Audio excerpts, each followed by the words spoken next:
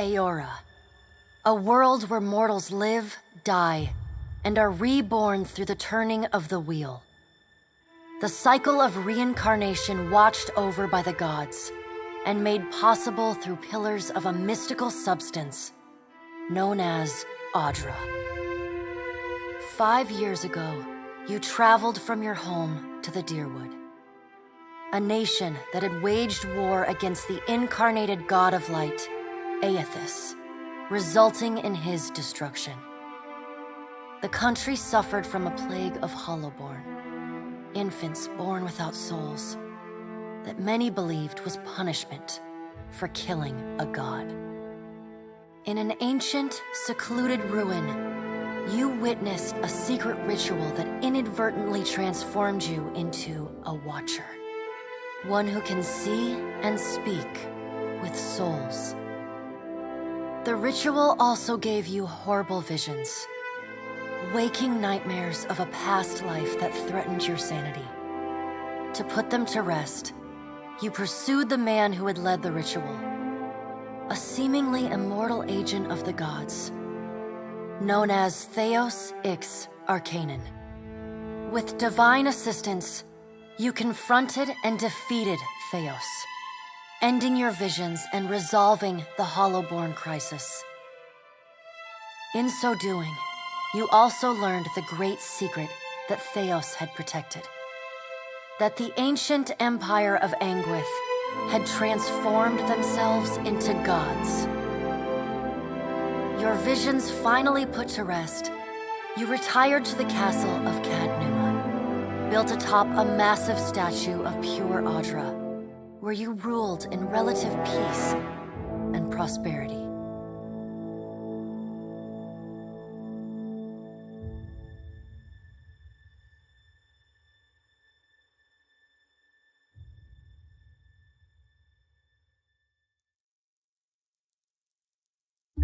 Made a nice story. You fixing up that old keep? Lifting the curse? Must have told it 100 times. But something got to gnawing at me. Thinking the spirits there weren't really at rest. That maybe the gods weren't finished with us.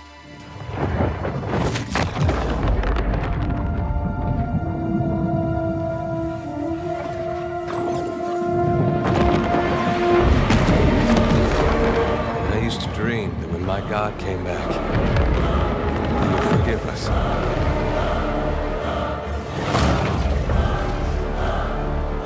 Last the trouble with dreams. Sooner or later, we all have to wake up.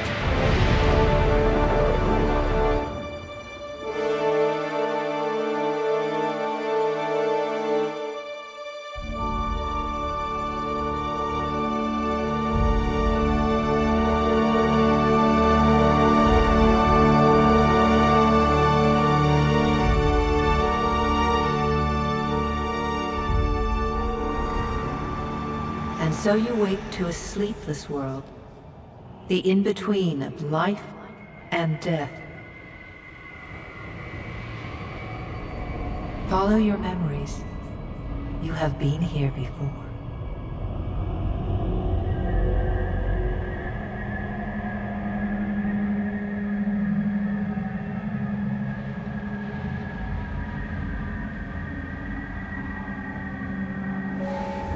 You have seen past the shroud.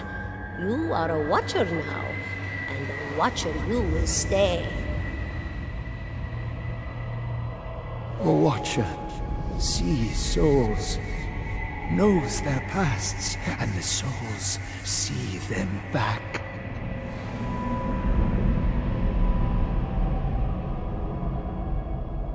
A dubious honor, inheriting a fortress both broken and cursed.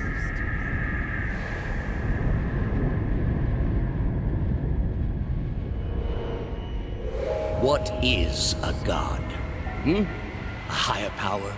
A rewarder of good deeds and punisher of the wicked?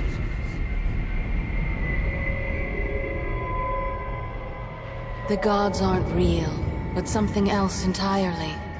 Something created by people.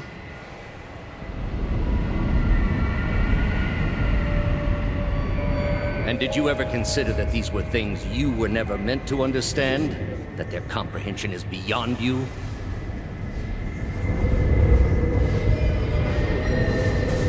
Let the world see. Let them decide what to do. The wheel has turned again, Watcher. Come.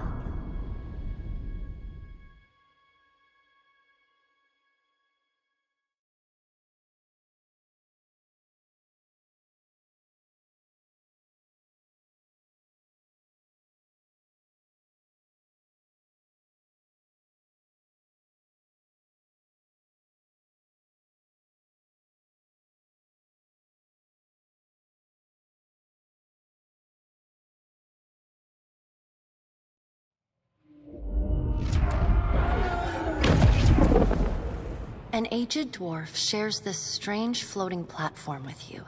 His face is creased by so many wrinkles that his features lie buried amid shadowy pockets of skin. Still, the dwarf's well-practiced habits have left telltale tracks of a welcoming rictus across his visage. You can see his smile coming before it blooms, reshaping the dwarf's face from a hanging sack of flesh into something resembling an oddly carved, merry gourd, replete with unhealthy bumps and discolored splotches.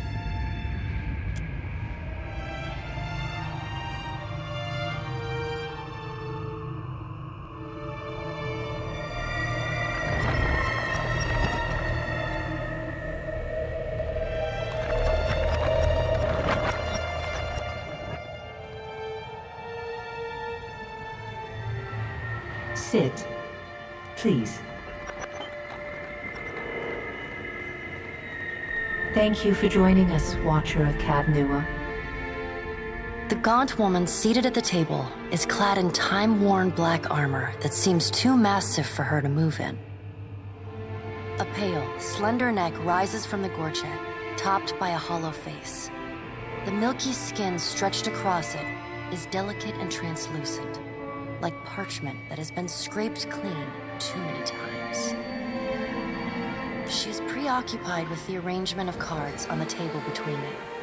With each movement, her armor squeaks and groans as though bearing an incredible weight. She places a final card, gives a nod of satisfaction, and raises her eyes to meet yours. Your brush with the divine has drained you of your powers, fractured your memories. Look upon these cards. They represent the courses of your life. You alone know best how they flowed. Arrange them to fit what you remember.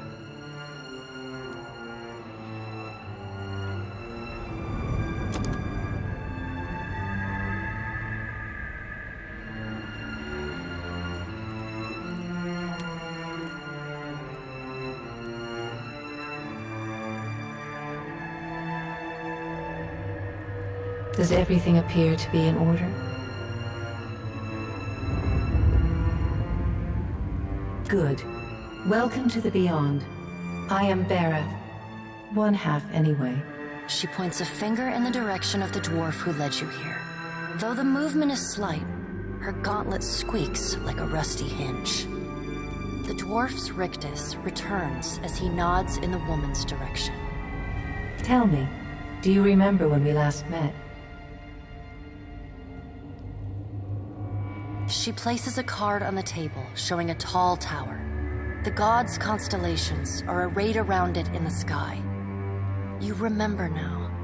The Hall of Stars in Twin Elms, where you spoke with the gods. You came to that tower seeking our aid. You chose to pledge your services to other gods. Still, a pledge unmade stands fairer in this court than a pledge broken. She places a card in the middle of the arrangement. A bell tower with no bell. Her fingertips slowly drag away from the card, faintly creaking as they retreat across the table. You had need of the gods once before. Now it seems we have need of you.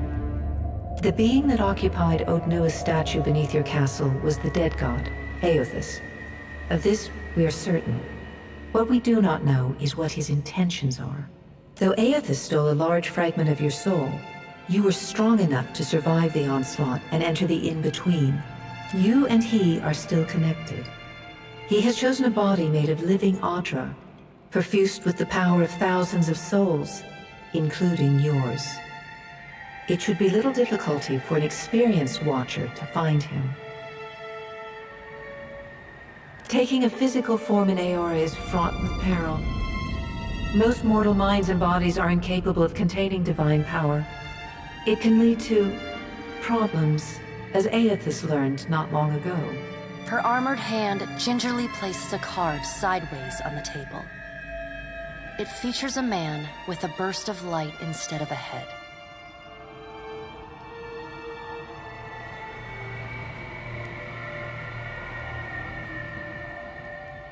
I know. It is my business to know. 322 in Cadnua and your surrounding lands. Their souls remain in Aothis still.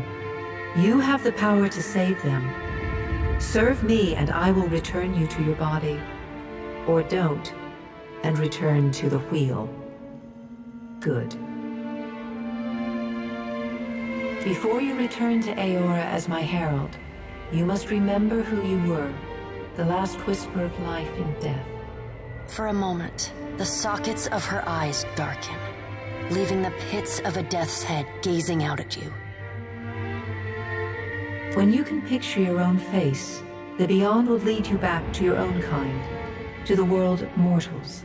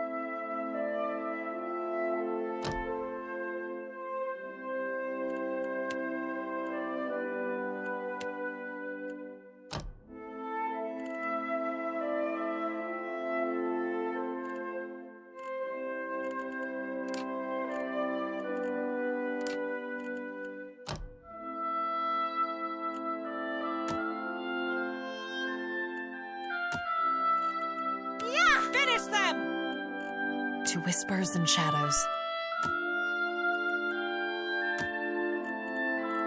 Charge!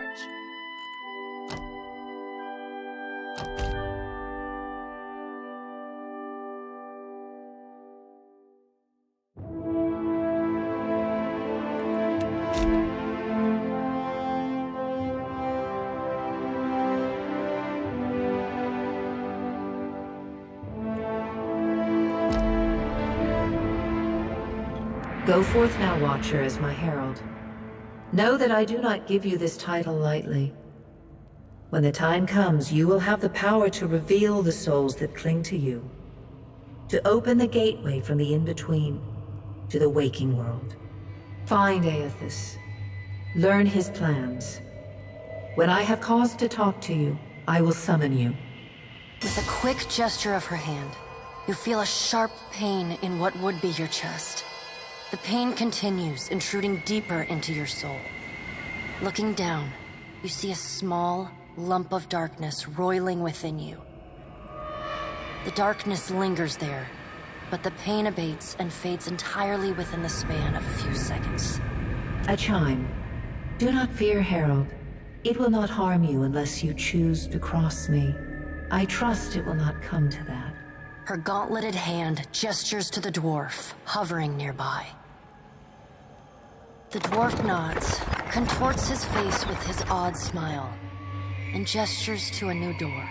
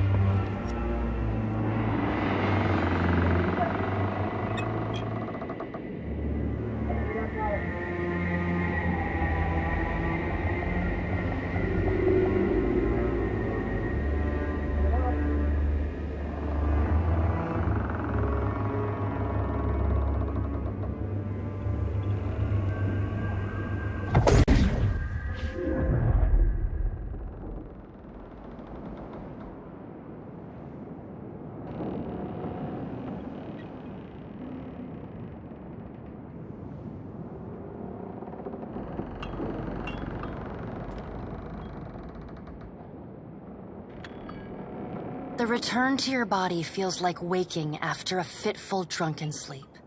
The rocking of the ship sends pain jolting through your limbs. Crashing waves hammer inside your skull. Adair watches over your body with a glazed look, taking long, even tokes from his pipe. At the first movement of your chest, he starts. His gasp, mid-puff, sends him coughing and straining for breath. No, there's no way. You're awake. What are you doing awake? How are you feeling? Sure. You've been out a long time.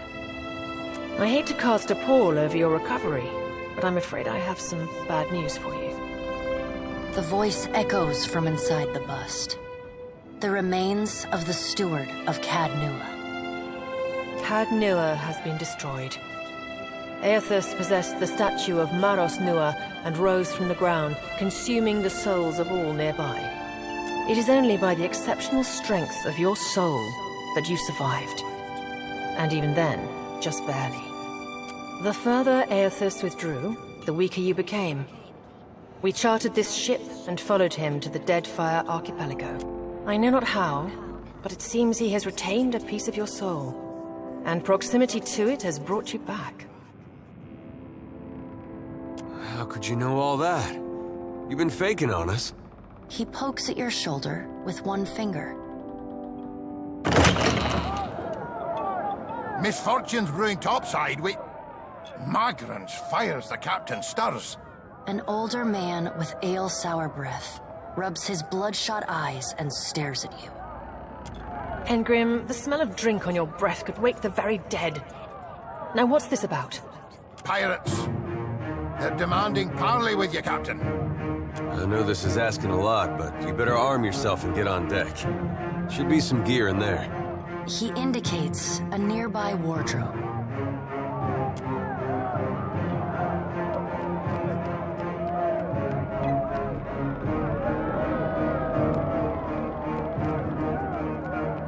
There's gear in that wardrobe. Take what you need. All right, now make some use of it.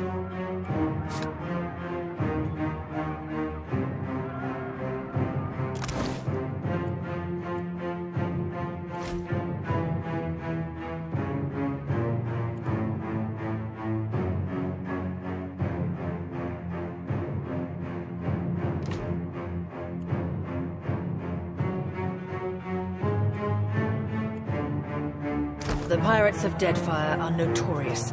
I suggest you deal with them quickly.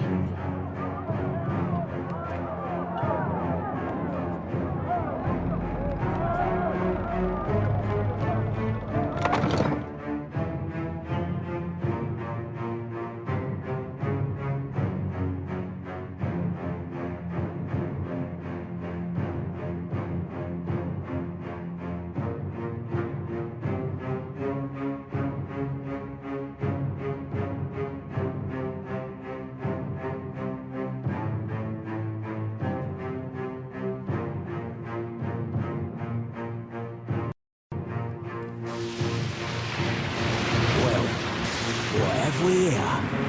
A little sloop? Lost and alone in the storm?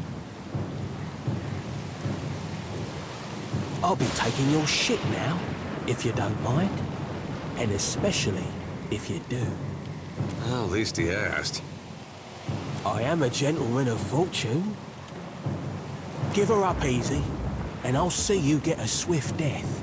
It'll be bloody and agonizing, sure. Now you're getting it.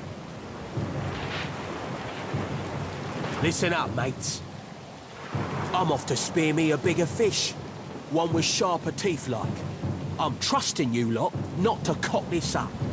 Don't damage the sloop when you take it. Play with the crew if you'd like, but don't bring me any prisoners. None that are alive. You heard, Benwith! After him!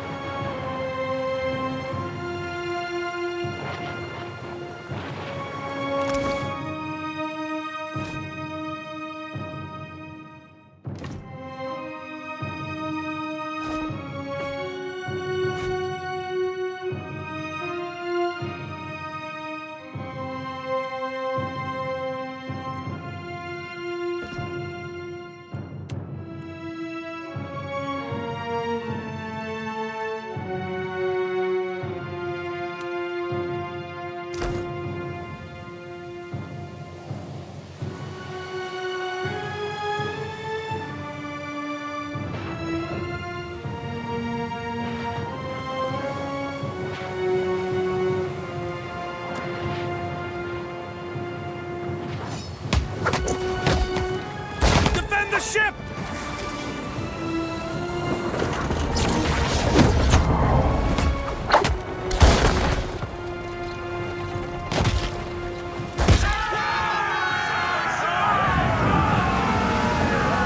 Storm's picking up!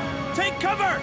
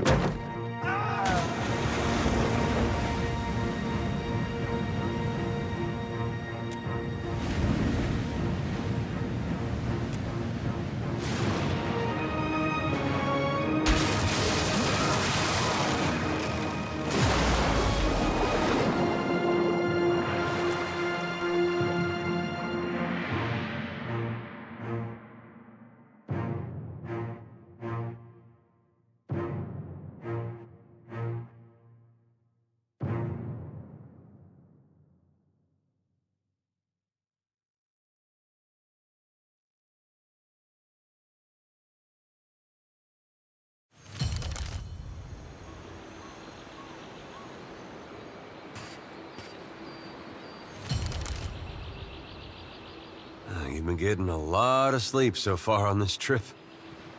I'd have woke you, but you look so peaceful with your face in the sand. If you're worried about the ship, you can stop worrying. It's wrecked right over there. So far, it's just you and me and the chair lady over there. It's a relief to see you awake, my lady. I worried you were in for another long sleep. Oh no, but it's real pretty. Difficult to say for certain. The Deadfire is spotted with islands, some quite small.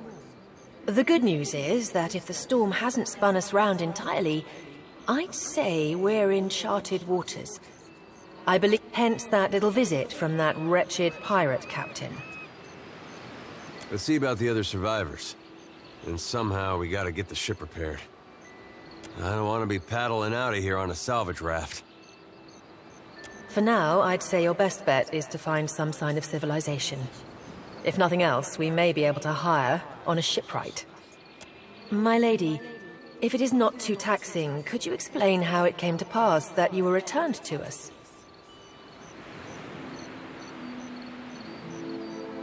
Sure. I suppose if any mission could be considered special, it'd have to be this one. A perilous endeavor indeed. Castle or no castle, you are still my lady, and I will aid you to the best of my ability. Well, I suppose we'd better get a move on.